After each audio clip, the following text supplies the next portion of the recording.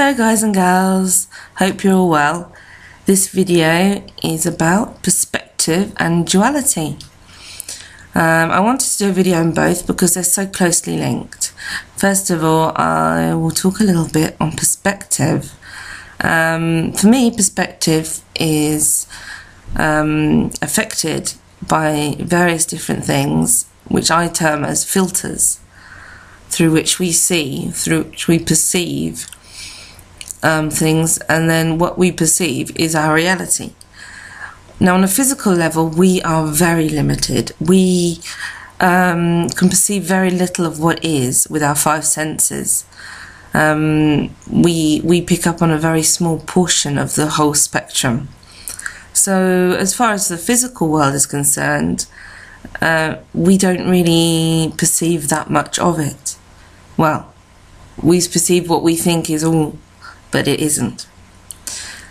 Also, as far as points of view and beliefs are concerned, well, actually the beliefs and the points of view are influenced by beliefs and points of view that are already anchored within ourselves. You know, we are conditioned to believe so many people telling us different things, such as teachers, religious leaders, scientists, politicians, friends, family, so many different sort of common knowledge, widely accepted truths that we never seem to question. But it's all a matter of perspective as well. It's the way we see things, and we're not, just because we have two opposing opinions doesn't mean either one is wrong or right. They could both be wrong as they could both be right, quite frankly. It's just, as I said, it's what filters you're looking through as to how you're seeing something. So that also influences what we consider to be good and what we consider to be bad. And that's what duality is all about. It's opposing forces, if you like, good and evil, light and dark. And although there are things that most people will say are bad and other most people will say are good, it really does depend on the person. I mean, there are so many shades of grey. And for me, duality is, it can be perceived as a bad thing because there's a negative aspect to it, but I embrace that. The negative serves a purpose. It has a reason for being. And for me, that is twofold. The reason why there is negativity is it's there to teach us lessons. And often the lessons we learn from the negative experience are longer lasting and more profound, and sometimes even have greater value than those that we learn from the positive. Somehow they sink in more, because I guess because we want to avoid finding ourselves in a negative position, in a negative situation.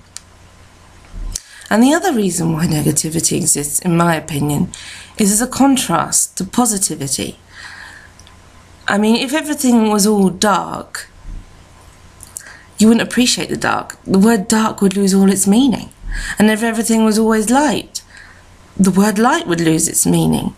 So it sort of, the opposites sort of reinforce each other as well. Now, duality can be described as well as polarity. Polarity being the extremes, and for me, polarity has it sort of means more of a struggle between the two, whereas duality is the two, but for me there's more harmony to it. The two can be in harmony. It's not us versus them. It's, you know, we recognize the value in everything, we recognize the validity of everything, whether we perceive that as positive or negative. It's very hard to get beyond this polarity or duality. It is. it's because we have been so seeped in all of this for so long that it's not easy to get past. And as I said, perspective plays a great role in that. And if we can just take that on board, you know, how is this person who I think is completely evil and wrong and wicked, you've got to think to yourself, where are they coming from? How are they seeing things? How are they perceiving what they're doing? But then again, you could take it to the next level as well. And perhaps they know what they're doing is wrong. But perhaps what even though they know it's wrong, perhaps that's their choice as well, because we've got free choice, free will. So that comes into it as well, and we must honour each other's free will. I know that lots of people are going to say, oh yes, but you know, when you start killing children and innocent people and raping and pillaging and God knows what, you know, that's bad, that's evil. And yes, I agree, it's not a good thing, but perhaps it has a reason for being, and perhaps by understanding that,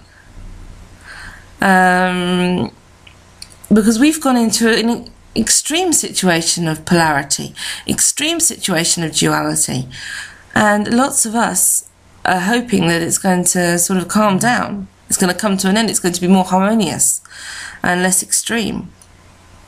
And I think that the way to do that is by accepting both sides, is by acknowledging the value and the meaning of negativity, why it's there, why it has its place in all that is.